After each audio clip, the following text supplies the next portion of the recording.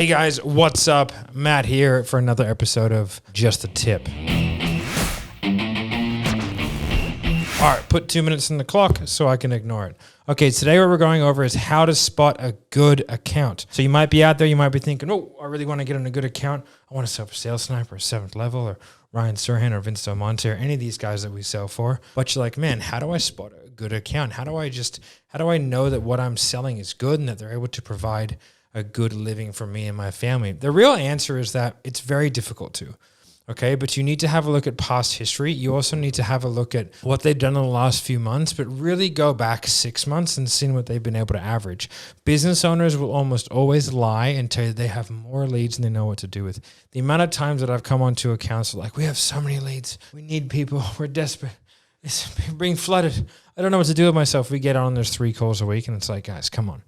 Like, this is ridiculous, okay? So first of all, asking questions like, what happens if you don't get any leads?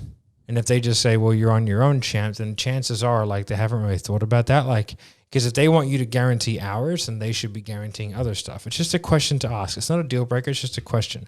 The next question is, do they have redundancy in their marketing? If they only have one marketing channel, okay, that's no good, okay? You need to have multiple marketing channels available so you can at the very least go out there and find some of your own leads.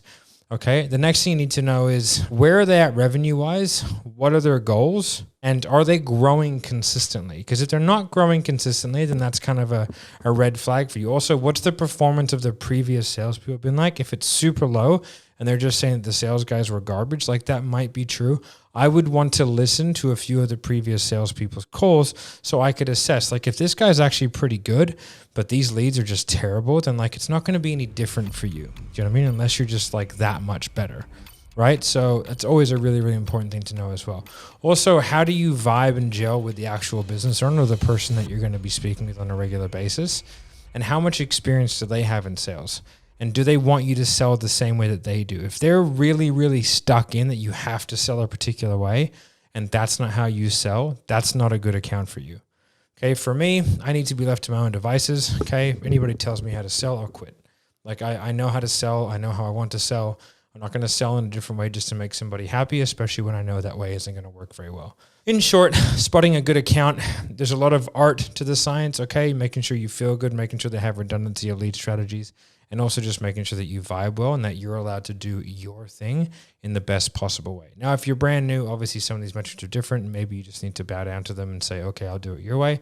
But if you're someone who knows what they're doing and you're established, it's definitely not a good idea to take somebody on who is going to make you sell in some sort of weird, wild, and wonderful way. All right, guys, hope that was helpful. Bye.